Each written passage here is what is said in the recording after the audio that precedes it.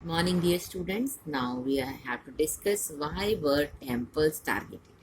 This is in the form of questions. So the question is, why were temples targeted? Temples को target क्यों करते थे वो लोग? Because king built temples to demonstrate their devotion to God.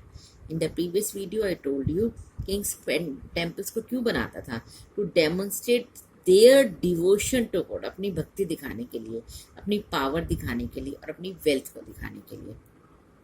It is not surprising that when they attacked one another kingdoms, they often targeted these buildings. तो जब भी ये अटैक करते थे तो सबसे पहले कौन सी बिल्डिंग्स पर अटैक करते थे? जो राजा ने सबसे फेवरेट बिल्डिंग होती means temples. In the early 9th century, हम कौन सा टाइम पीरियड डिस्कस करें बेटा इसमें? 8 to 18 सेंचुरी. तो 9th सेंचुरी में they are given the example of the Pandya king Shri Mara Shri वल्लभा invaded Sri Lanka.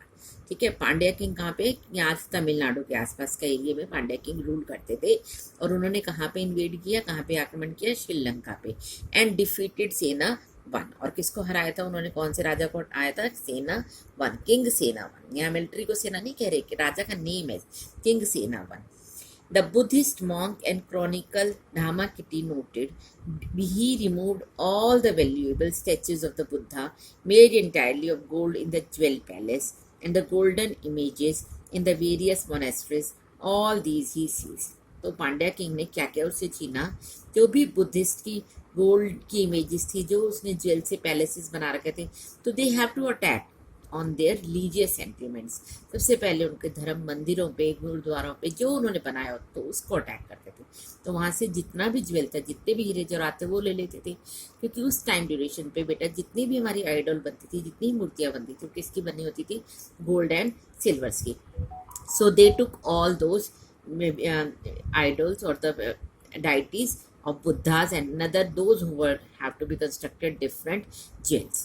The blow to the pride of the Sinhalese ruler had to be avenged and the next Sinhalese ruler Sena too. अब बेटा जब उन्होंने attack किया तो क्या Sinhalese ruler शांत रहेंगे? सिन्हालीज रूलर कौन है यहाँ पे? किंग सेना वन. ठीक है, अब वो तो हार चुका था, लेकिन उसका जो बेटा आगे नेक्स्ट सिन्हालीज रूलर बना वो कौन था? Sena to.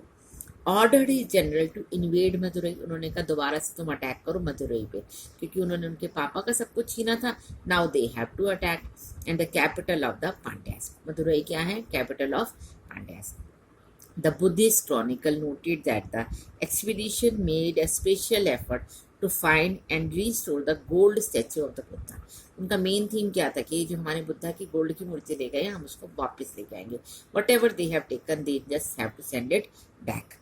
Similarly, in the early 11th century, अब हम एक और एग्जाम्पल ले रहे हैं 11th सेंचुरी में. When the Chola king Rajendra I built a Shiva temple. Rajendra one ने कौन सा मंदिर बनवाया था? भगवान शिव का, in his capital. He filled it with prized statues seized from defeated rulers. जो उसने जगह जगह हराया था, जिन लोगों के साथ उसकी लड़ाई हुई थी, तो वहाँ से वो स्टैचू लेकर आता और इस मंदिर में रखवाता था. N incomplete list included. अब ये लिस्ट बता रहे हैं क्या क्या उसने वहाँ पे रखवाया हुआ था. तो a sun pedestal from the Chalukyas. Chalukyas को हरा के उसने सन पेडेस्ट्रल लिया था उनसे. Ganesh statue and several statues of Durga.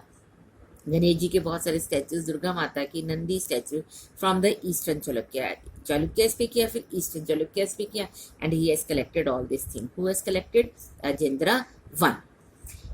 N image of Bhairav, a form of Shiva, and Bhairavi from the Kalingas. Kalingas की वॉर आपने पढ़ी थी बेटा, that is in the Ashoka time period.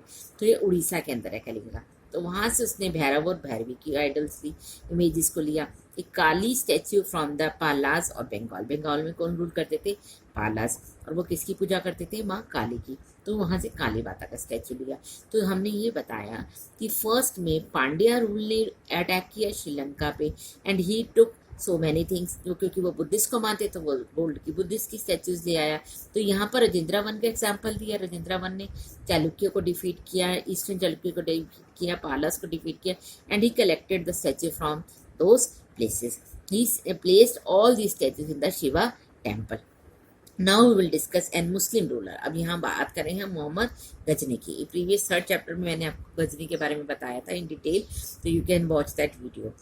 Sultan Muhammad of Ghazni was a contemporary of Rajendra I. During his campaigns in the subcontinent, he attacked the temples of defeated kings. उसने भी attack किया, राजाओं को हराया, and looted their wealth and idols. पैसा भी लूटा और मूर्तियां भी ले गया. Sultan Muhammad Ghazali was not a very important ruler at that time, but by destroying temple, especially the one at Somnath temple, he tried to win his credit as a great hero of Islam.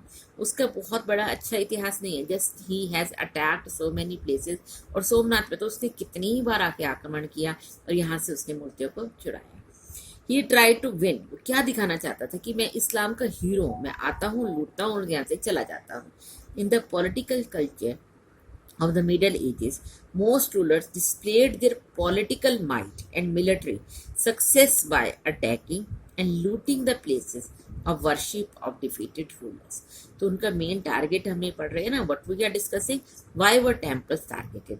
तो जितने भी rulers थे वो क्या show करना चाहते थे? अपनी पॉलिटिकल पावर को शो करना चाहते थे, अपनी मिलिट्री पावर को शो करना चाहते थे bye attacking and looting the places of worship of defeated rulers. जिन्होंने उन्हें अटैक किया, जिनके प्लेसेस को उन्होंने लूटा, ताकि हारने वाले राजा को पता लगे कि आया था और इतना सामान हमारे साथ परेशान करके चला गया.